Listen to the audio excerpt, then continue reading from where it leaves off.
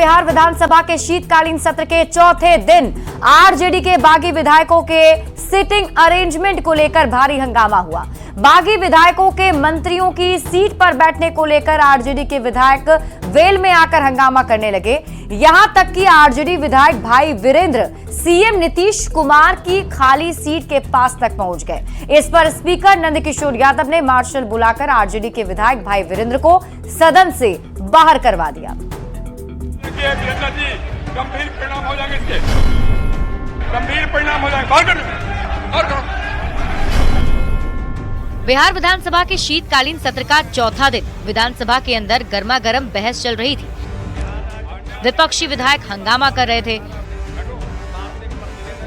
तभी अचानक आरजेडी के विधायक भाई वीरेंद्र सीएम नीतीश कुमार की कुर्सी तक पहुंच गए। गंभीर परिणाम हो जाएंगे।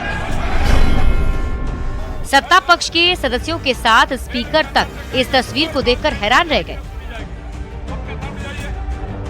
स्पीकर नंदकिशोर यादव ने भाई वीरेंद्र को मार्शल के जरिए वेल से हटवाया। दरअसल ये पूरा विवाद आरजेडी छोड़ जेडीयू में जाने वाले विधायकों के सिटिंग अरेंजमेंट को लेकर है। सिटिंग अरेंजमेंट को लेकर नेता प्रतिपक्ष तेजस्वी यादव ने भी वार किया। तेजस्वी ने कहा कि सभी का सीट अलॉट है, फिर कोई कहीं कैसे जाकर बैठ सकता है? सरकार क्या नियम से ऊपर है? आंख सिर्फ खोलने के लिए सचेत किया गया, कोई कहीं बैठा नहीं। भाई वीरेंद्र जी भी गए मुख्यमंत्री के सीट पे तो बैठे नहीं, सचेत करने के लिए गए। वहीं सत्ता पक्ष के नेताओं का कहना है कि विपक्ष के पास कोई मुद्दा नहीं है, इसलिए बेवजह हंगामा करते रहते हैं। विपक्ष का हवा निकला हुआ है, टायर पंचर है, किसी तरह खींच खींच कर हल्ला कर रहे हैं। दरअसल आरजेडी के कुछ विधायकों ने पार्टी छोड़कर जेडीयू ज्वाइन कर लिया है और अब वो सत्ता पक्ष की तरफ बैठते हैं। आरजेडी का कहना है कि इनकी सदस्यता जानी चाहिए क्योंकि इन्होंने व्हिप का उल्लंघन किया था। अब विधायकों की सीट पर विधानसभा में संग्राम देखने को मिला। न्यूज 18 के लिए पटना से अमित कुमार और रवि एस नारायण की रिपोर्ट।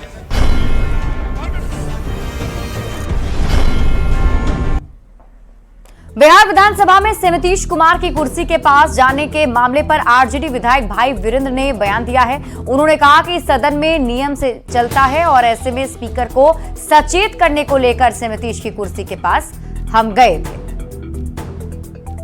नियम का पालन नहीं हो रहा है, इसलिए हम सदन को और माननीय अध्यक्ष जी को सचेत करने के लिए आज माननीय मुख्यमंत्री की सीट पर मैं गया, बैठा नहीं, लेकिन मैं सीट पर गया सचेत करने के लिए।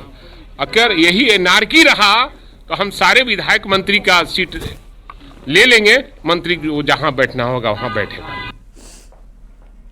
विधानसभा में आज भी से नीतीश कुमार और तेजस्वी यादव के बीच इशारों में बातचीत हुई। सदन में तेजस्वी यादव और नीतीश कुमार ने मुस्कुराते हुए एक दूसरे का अभिवादन किया। बुधवार को भी सदन में दोनों के बीच इशारों में बातचीत हुई थी। इशारों में हुई बातचीत को सभी दलों के नेता औपचारिक बता रहे हैं और सदन में अच्छी पहल की बात कर रहे हैं।